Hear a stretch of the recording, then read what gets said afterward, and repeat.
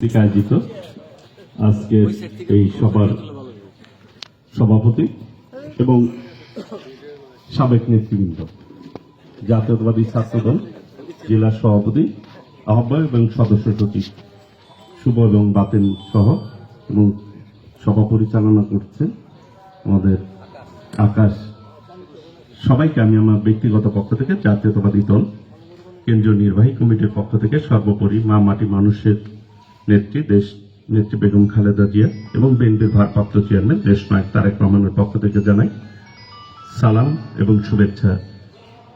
সকলকেই ঈদ পুনর্মিলনী এই অনুষ্ঠানটি উপস্থিত থাকার জন্য সকল যারা উপস্থিত হয়েছেন সবাইকে জানাচ্ছি ঈদ মোবারক। ঈদ একটি আনন্দ উৎসব। আমরা যারা মুসলমান রয়েছি আমাদের দুইটি ঈদ আমরা উদযাপন করে থাকি। জাতীয়তাবাদী ছাত্রদল একটি ঐতিহ্যবাহী ছাত্র সংগঠন, আর সাদত বিশ্ববিদ্যালয় কলেজের টাঙ্গাইলের একটি ঐতিহ্যবাহী শিক্ষা প্রতিষ্ঠান। বাংলার আলিগড় খ্যাত এই সাদত বিশ্ববিদ্যালয় কলেজ সকল সময় টাঙ্গাইল জেলার নেতৃত্বের ক্ষেত্রে সাদত বিশ্ববিদ্যালয় কলেজের ছাত্র রাজনীতি না করে কেউ কিন্তু জেলার নেতৃত্ব দিতে পারে না। অনেকেই জেলার সভাপতি হয়েছে, সাধারণ সম্পাদক হয়েছে, কিন্তু সাদত কলেজের ভিপি হওয়ার গৌরব অর্জন কিন্তু সবাই করতে পারে না। সবার মনে একটা আকাঙ্ক্ষা থাকতো যে সাদত বিশ্ববিদ্যালয় কলেজে একবার ভিপিজিএস হতো। এটা কিন্তু এই আকাঙ্ক্ষা নিয়ে অনেকেই দেখা গেছে অনেকদিন এই কলেজে পড়ে থাকছে। এই যে বাবুল ভাই, এই শহীদ ভাই বলতেছিল যে আমাদের পরে সংসদে আসছে, কিন্তু বয়সে অনেক সিনিয়র, কিন্তু তারা কিন্তু এই কলেজে, আমাদের হামিদ ভাই আজকে বেশি করে মনে পড়ে, দলের দুর্দিনে কাজ করেছেন এবং এই কলেজের ছাত্রদল প্রতিষ্ঠার ক্ষেত্রে তার কিন্তু অনেক বেশি ভূমিকা, এবং এই কলেজেই সারা জীবন কাটিয়ে দিয়েছে। একবার ভিপি হওয়ার জন্য অনেক কষ্ট করছে। তো আজকে তার রুহের মাগফিরাত কামনা করি, আল্লাহ রাব্বুল আলামিন যাতে তাকে বেহেশত নসিব করে। এই কলেজের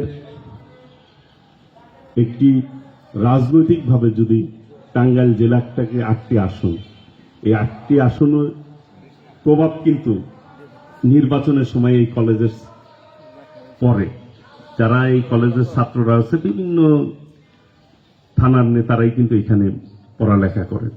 কাজেই এই কলেজের ছাত্ররা যখন গ্রামে যে ভোট চায়, সাদত বিশ্ববিদ্যালয় কলেজের ছাত্ররা ভোট চেতে এসছে, তখন কিন্তু ওই গ্রামের লোকেরা তার কথা কিন্তু মানে এবং ভোট দেয়। কাজেই ছাত্রদলকে এখানে শক্তিশালী করতে হবে। এবং আগে যেভাবে ছাত্র রাজনীতি ছিল, যে বাড়িতে বাড়িতে গিয়ে ভোটারদের সাথে কথা বলা হতো, যেহেতু এখন নির্বাচন নেই, ছাত্রদেরকে দলে আনার ক্ষেত্রে অনেক, একটা ছাত্রের পিছনে কিন্তু আমরা একসময় অনেক শ্রম দিতাম, টার্গেট করে নিতাম যে এই পরিবারের একজনকে আমরা আমাদের দলে নিব, ছাত্র দলে নিব, তাহলে ছাত্রদল দাঁড়িয়ে যাবে। ছাত্রদলের সাবেক নেতারা অনেক কষ্ট করেছেন, তাদের শ্রম ঘাম দিয়ে কিন্তু আজকে জাতীয়তাবাদী ছাত্রদল এশিয়ার মধ্যে সর্ববৃহৎ ছাত্র সংগঠন হিসাবে প্রতিষ্ঠিত হয়েছে। কাজেই আমি এই কলেজ কমিটির নেতৃবৃন্দদেরকে বলবো যে আমরা শহীদ রাষ্ট্রপতি জিয়াউর রহমানের আদর্শকে বুকে ধারণ করে রাজনীতি করি। বাংলাদেশে আমরা গর্ব করে বলি আমরা শহীদ জিয়ার সৈনিক, কারণ আমাদের নেতা স্বাধীনতার ঘোষক, আমাদের নেত্রী দেশ নেত্রী বেগম খালেদা জিয়া দীর্ঘ 9 বছর আন্দোলন করে এই দেশের সংসদীয় গণতন্ত্র দিয়েছে, গণতন্ত্র উপহার দিয়েছেন দেশবাসীকে। আমাদের ভারপ্রাপ্ত চেয়ারম্যান দেশ নায়ক তারেক রহমান দীর্ঘ আন্দোলন সংগ্রাম করে আজকে এই ছাত্র জনতার আন্দোলনের মূল ভূমিকা কিন্তু দেশ নায়ক তারেক রহমান। তাদের দল আমরা করি, কখনোই কিন্তু একমাত্র দল বিএনপি, দেশনেত্রী বেগম খালেদা জিয়া, তারেক রহমান এবং শহীদ রাষ্ট্রপতি জিয়াউর রহমান দেশের প্রশ্নে কখনোই ছাড় দেয় না, দলের প্রশ্নে কখনোই ছাড় দেয় না, গণতন্ত্রের প্রশ্নে কখনোই ছাড় দেয় না। জনগণের আকাঙ্ক্ষার বিপক্ষে বিএনপি একমাত্র দল কখনো যায় না, কারণ বিএনপিকে একমাত্র দল যে স্বাধীনতা বিরোধী বলা যায় না বিএনপিকে। বিএনপিকে স্বৈরাচার বলা যায় না, ফ্যাসিবাদ বলা যায় না।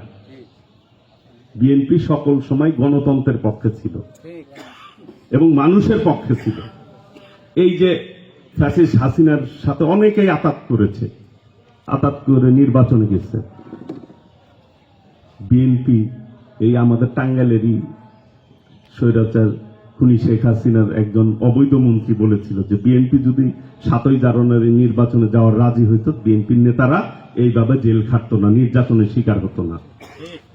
আমাদের নেত্রী দেশনেত্রী বেগম খালেদা জিয়া ত্যাগ স্বীকার করেছেন, শহীদ রাষ্ট্রপতি জিয়াউর রহমান ত্যাগ স্বীকার করেছেন। দেশনেত্রী বেগম খালেদা জিয়া অসংখ্যবার জেলে গেছেন। বিএনপির ভারপ্রাপ্ত চেয়ারম্যান দেশনায়ক তারেক রহমান, তাকে জেলে নির্যাতন করে মেরুদণ্ডের হাড় ভেঙে দেওয়া হয়েছে। অনেক নির্যাতন করেছেন, কিন্তু আদর্শের কাছে কখনোই তারা বিচ্যুতি হয় নাই বা দেশের বিপক্ষে গিয়ে আদর্শকে জলাঞ্জিত দেয় নাই, অন্যায়ের কাছে আপোষ করে নাই।